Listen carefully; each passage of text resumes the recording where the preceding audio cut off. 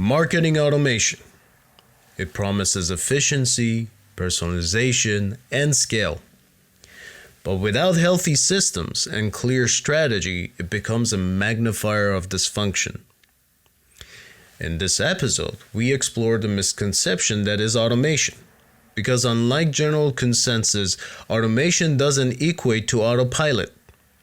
And will challenge the decision makers to rethink how, when, and why they need to automate.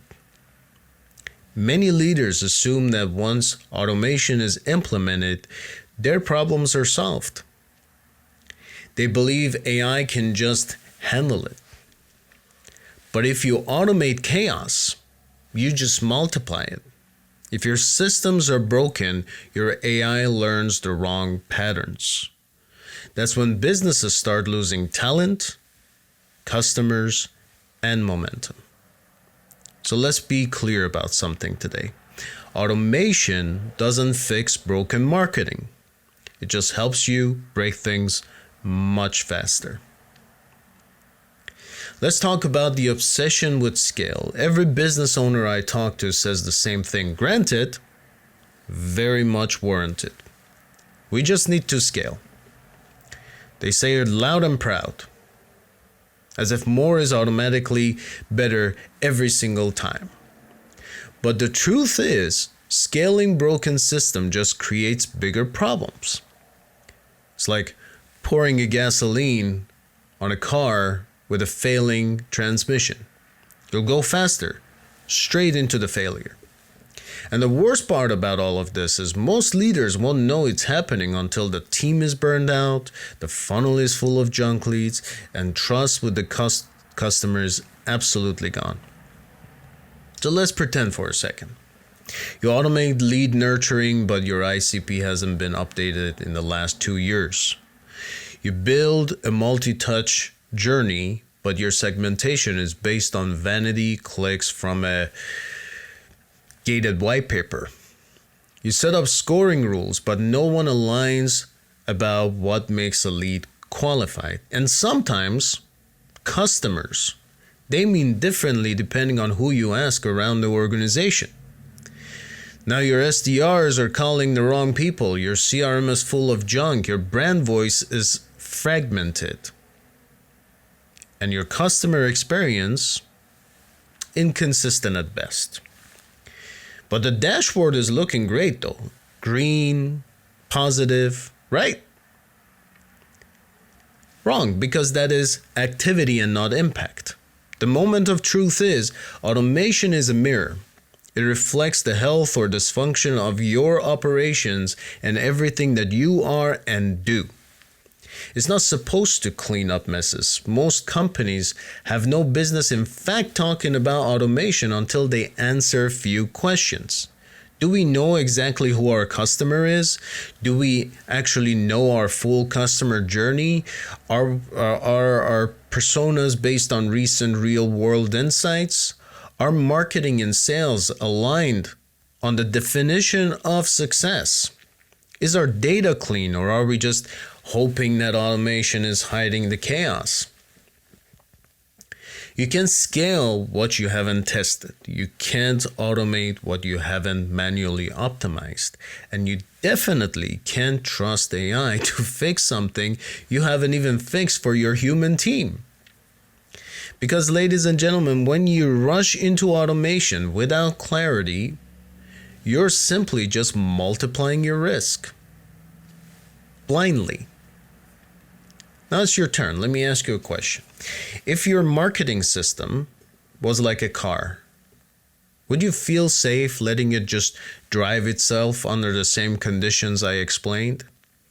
If your team's on an autopilot, your brand's flying blind. There's a dangerous narrative floating around marketing leadership circles. Build it once, automate it forever. This sounds good in a boardroom and on a slide deck, but in practice, it's a sound of slowly disappearing brand into oblivion. Because when you set it and forget it, what you're actually forgetting is your customer. Customers change, preferences shift, Channels evolve. We saw that during COVID and after. What worked 6 months ago could be considered cringeworthy today. But if your evergreen campaign is running untouched, that cringe is just being multiplied. I've seen entire email ecosystem built on assumptions that same 5 email nurture sequences sent for 3 years.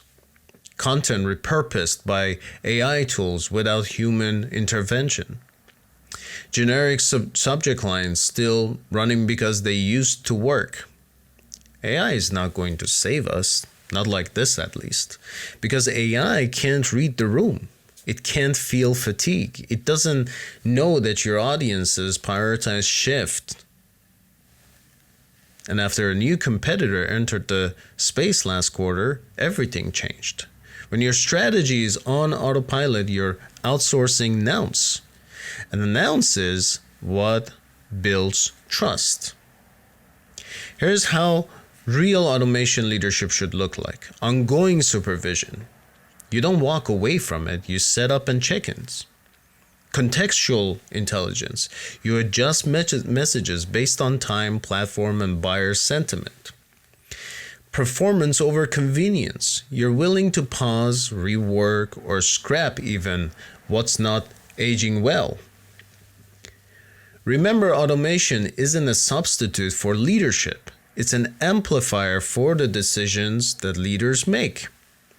So if your calendar is filled with set it and forget it campaigns, don't be surprised when your audience does exactly that, starting by forgetting you. Because your customer know when you've stopped trying. We talk a lot about customer trust, but not enough about people realizing how automation destroys it quietly. What happens is you set up a beautiful looking journey in a HubSpot or Marketo or you name it. The logic is perfect. The triggers are firing. The sequence is live. And yet something feels off. The email calls them by the wrong name. The product recommendation has nothing to do with their last purchase. And we see some of those happening around LinkedIn, am I right? A churned customer gets a welcome message 6 months after they canceled. That's a sloppy work. And so your customers will be thinking, wow, they don't even know me. They're just going through the motions. And once someone feels like that, they're just a line of code in a workflow. It's almost impossible to win them back. Because automation without empathy feels cold, and cold marketing is forgettable marketing. Now, where does this go all wrong? It usually starts with the siloed data. Ops or IT owns the business, the CRM. Marketing owns campaign logics. Product owns product, and no one owns the integration. So the machine is technically working, but it's working on a disconnected truth. Different teams, different definitions, different data. No one's actually looking at the full picture.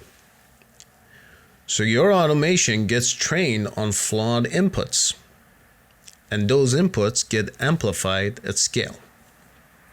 Now, to flip this, the best automation feels like human, because it's built by humans, because it is built by care. It's informed by current behavior. It's updated by people who check it regularly. It flexes when it needs to, and most importantly, it makes the customer feel seen. Because when people feel seen, they stick around. When they feel processed, they bounce. If it doesn't work manually, don't bother automating it.